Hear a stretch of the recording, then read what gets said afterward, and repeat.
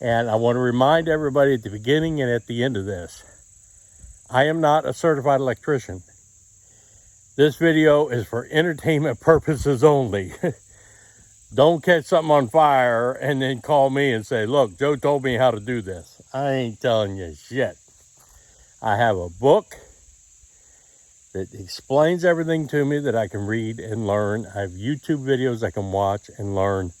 And I have friends that I can resource who are electricians. So I'm going to do all of this myself. And I'm going to learn as I do it. That way in the future, when I need electrical work done, I'll be able to do it. I'll feel confident. Because I'm a scared of electric. I want to feel more confident with it. So I will learn. But yeah, let me get into the video, show you all the steps we're going to go through, and give you guys an idea if you need electric, what you're going to have to do. Plain and simple. Hello friends. Welcome back to the channel. Welcome back to St. Bernard Acres. This is Friday, September 1st. Welcome to September. And a perfectly stunning day it is. For sure. I love it. The purpose of this video is to give you an update on the electric and getting electric installed out here for the house and the barn and the cabin and everything else that I want electric for. So Wednesday, I met with the Guernsey County Muskingum Electric Co-op so we could finalize everything. Now this is back behind the cabin that I've been doing the clearing. Remember, you couldn't even walk through this. It was so thick and so bad, it looked like you were walking into that. That's what all of this was. Now, where this tree is, that tree right there, pretty much follows the property line. I took the string down because I've also been brush hogging over on Bobby's side.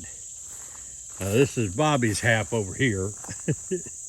You can see he needed his cut pretty bad. And he's got a group coming up this weekend and needed some camping areas for tents. So on the other side of this mess, a big open field. So all of that is cleared for him now. I've still got more to do here, but my side is looking pretty good. I didn't even know I had some kind of nice trees in here. It was just so ate up with everything. So this is where I've been busy. And I can't believe I can walk down to the road. You could not even walk through this stuff. And I'm just getting started. I mean, there's my mailbox. You guys remember what it looked like. So what we've decided with the electric co-op. Now, it's hard to see, but it's kind of through here, almost like a straight path to the telephone pole way down there. And what they want to do is put the transformer, a ground transformer right in this spot. So I need a 4x4 area right in here. I know this is going to be hard to really see. Well, you see the flag he planted. Right in here, we got to level out a 4x4 spot for the transformer. The high voltage line is going to come through this mess. We're going to trench all the way down to here. From the telephone pole, it's about 280 feet. Between 280 and 320 feet. We have to trench 4 feet deep. Then set the transformer here, and we're going to come out about 8 feet, and I have to put 2 posts in the ground 18 inches apart, and then 2x6s across them to mount the meter base and the 200 amp disconnect. So this is where the power is going to come in at. And it's not too bad because you won't see it from the cabin, you won't see it from the house. Everything will be underground. From the ground transformer to 8 feet, I have to supply the 3-inch PVC, 2 long sweeps, connectors, going up. Not a whole lot of PVC. Now, my original hopes was to put the meter base all the way up there by the gate so that I wouldn't have as far to run to the house. But then I looked at the cost of PVC and I would have to trench 3 feet and put everything in PVC all the way up there. That's about 80 feet. And you're looking at $30 for a 10-foot piece of 3-inch PVC, plus their wire that they furnish. So we're not going to do that. I'm going to put the meter down here. And then from that point, from the meter, I can do whatever I want. I'm going to trench down a couple of feet, and I'm going to run a 50 amp breaker off of that panel by the meter. I'm going to run 50 amps to the back of the cabin here, where I plug in my solar and plug in my generator. This is about 90 feet, 90 to 100 feet. And I'll come back here with the plug, and I'm going to treat it just like I do now. It's going to be on a plug. It's going to be underground. But if the power goes out, I can plug the solar in or I can plug the generator in. So for right now, it's just going to be a plug-in thing. I'm not going to run it into the panel yet. Eventually, I'm sure I will. And then I'm going to bury that about 2 feet. Then I'm going to come up here with a 2-foot trench. Go up here, kind of to this corner. You got to follow. This is going to be hard to follow, I'm sure. Into this area. And then we're going to trench all the way back to the barn. This is about 240 feet from the corner, the gate there, to the barn door. But I'm only coming out, bear with me here, folks. I'm going to be coming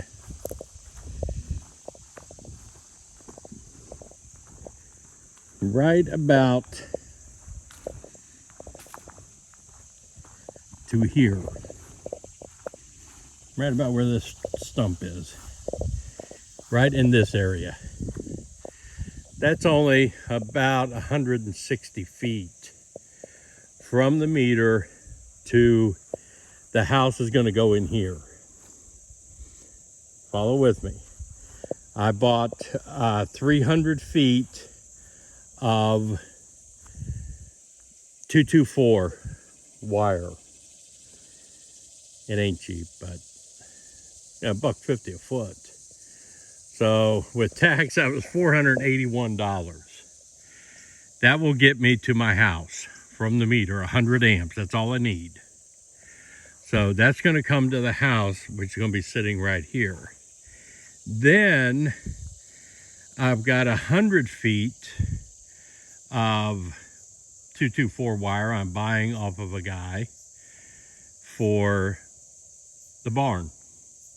It will go from here. I'm going to send 50 amps to the barn. So this is about an 80-foot run. It will come from the house, the 50 amps.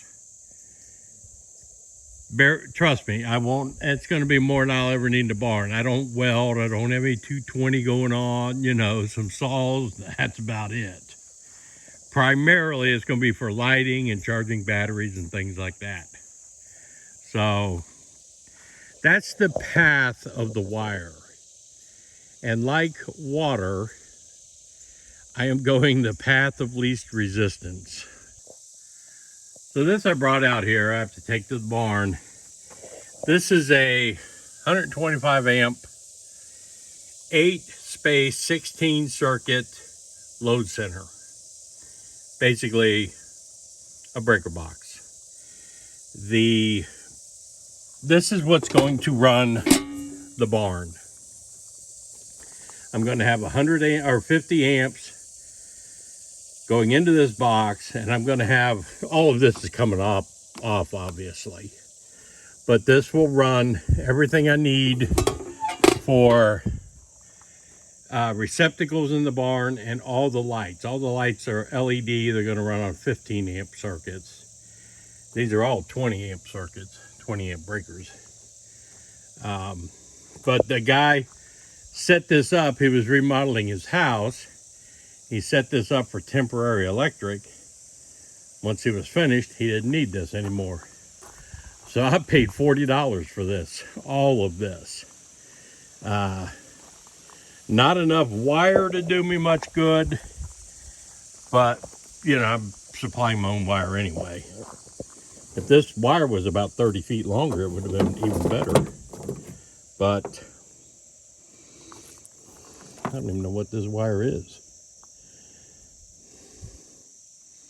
Looks like 6 gauge maybe.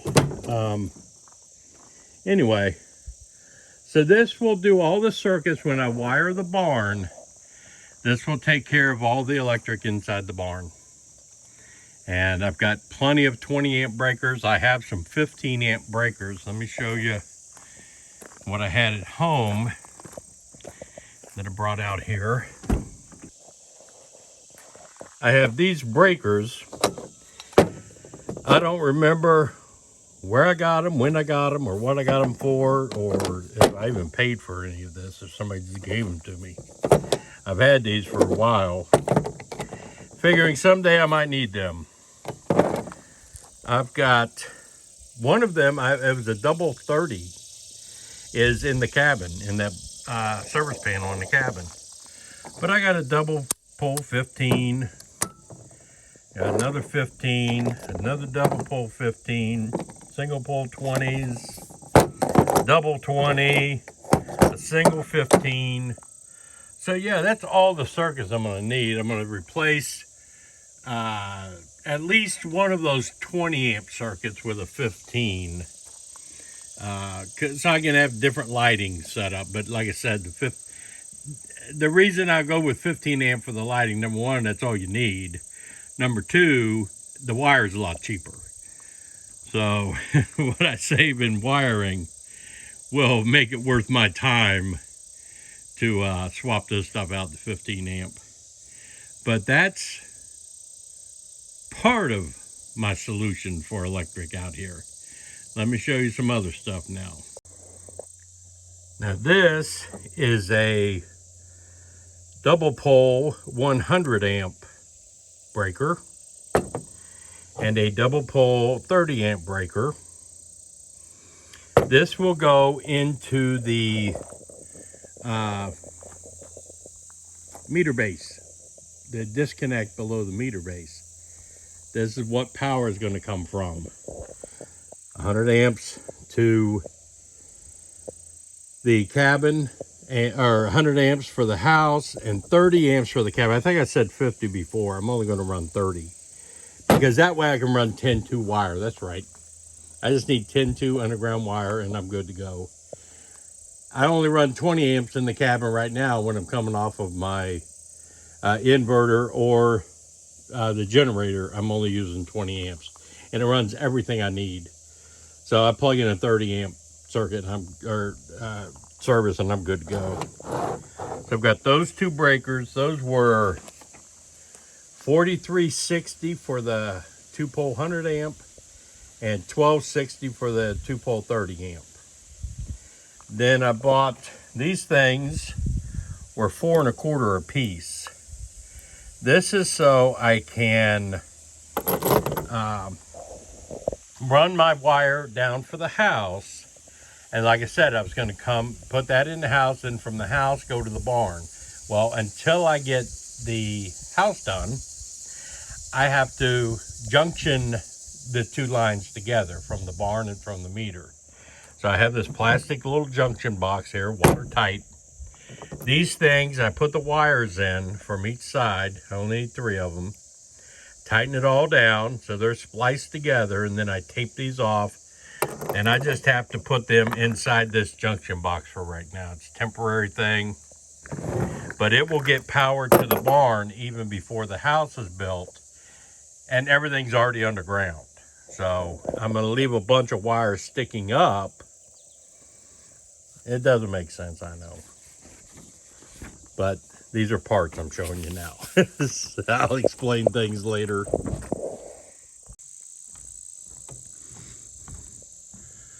So now we come from that point up there by the stump, spliced in with another 100-foot section of 224 wire. That's going to come underground through here, across the Great Divide here by the bridge, and it's going to come in the barn. This is where I will use that load center I showed you that's in the back of the truck. It will mount in here somewhere, and then those circuits are what's going to run throughout the barn for my lighting in here and lighting below, and electric, a couple of outlets below in the basement part. Lights and electric over in the tool room there. And electric, lights for this area back here, and a little storerooms back here. So that way I can use my power saws in there, my circular saw. We can work in here and have plenty of light and plenty of power. I don't have to run my generator. So, and 2 circuits of light. So I can turn on, the reason why I would run 2 different circuits, I could turn on half of the barn with the lights, or another half of the barn with the lights. Actually, there'll be another circuit with outside lights from the barn. So, and then in the tool room, I'll just run off the 12-2 that I'm going to run. So 15-2 wire will do all of the lighting. And then 12-2 wire will do all of the outlets. And I have 8 circuits. So I'm not worried about that. And 50 amps. I'm only going to use, my table saw uses 15 amps when I use it. My circular saw, my compound miter saws, they use 7 or 8 amps, I'm not going to be using a lot of amps out here at one time. So you have to think about that too. Just because, the table saw is 15 amps, circular saw is 8 amps, the miter saw is 8 amps, blah, blah, blah. You add all that up. I'm not running all of that at the same time. My entire house in Wheeling has 100 amp service. And with that, I run my central air conditioner, washer, dryers, all electric, TVs, computers. Everything in my house is electric except the furnace. And we've never had a problem with 100 amp service. So, people are, oh my God, you gotta have 200 amps, you gotta have 200 amps. You don't have to have 200 amps. Don't believe that. But yeah, that's, I wanted to show you one more thing that I have so far for the build. Let's see if you can see this even. This I brought out, got approval from the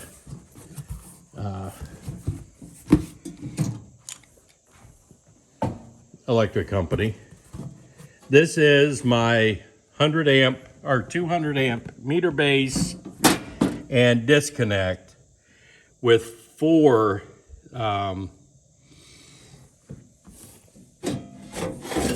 breakers I could put in. This is 4 openings and 8 circuits if I want.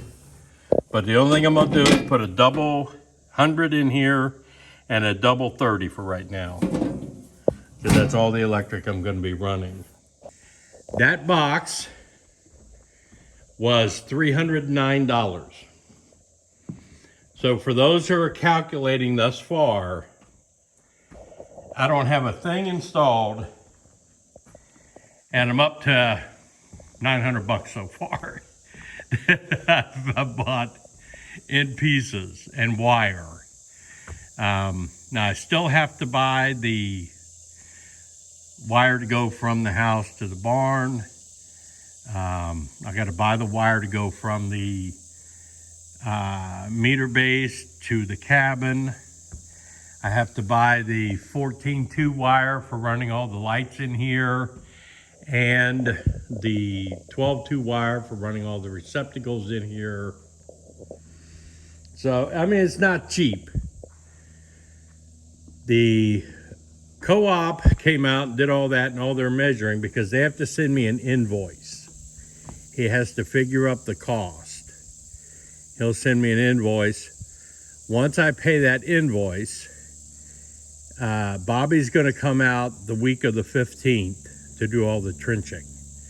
Then they'll bring a trailer out with a spool of wire on it. It's my responsibility to dig the trench 4 feet deep, pull all of the wire down to where they're putting the transformer, and then bury that line. Then call them and they'll come out, set the transformer. What the transformer does, it takes the high voltage wire, the high voltage, drops it down to 200 amp to send it to the meter base. So that's why you have to have that. It's going so far that it has to bring the high tension lines, the high voltage lines down to here. They can't come off the regular lines off a pole.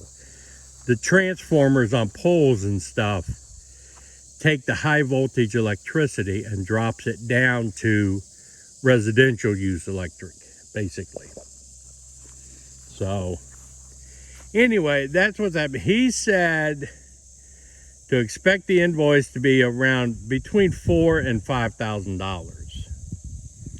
So for those that are keeping score, to get the electric out here, get all the equipment I need, all the wiring I need, and run the barn is probably going to be $6,000 to $7,000. Then we'll be set up. Damn. That's all I got to say about that. Thank God I'm doing this stuff by myself. If I didn't have the books to read and the YouTube videos to watch, and if I was in a county where I had to have a certified electrician and an inspector and permits and all this stuff, imagine how much that would cost, you know, to have this done. That's why I'm learning how to do it, and I will put in the labor to get it all done. And that way in the future, if I have to add some stuff, or I got to repair some stuff, or I want to move some electric, I will know how to do it. So that's why I'm willing to, you know, spend the time and learn all of this and actually do it myself. That's what's important, because I am not a certified electrician. I ain't no electricianologist, trust me. But I'm going to learn, and I'm going to do it. So anyway, that was my update on where the electric stands. I will be electrified in September. We'll have power out here. I don't know what day in September, but I'll keep bringing you guys along as I do this, you know, as I figure this out and start mounting things and digging things and hooking things up. But we're going to have electric out here pretty soon. This is Joe from St. Bernard Acres. I'm out.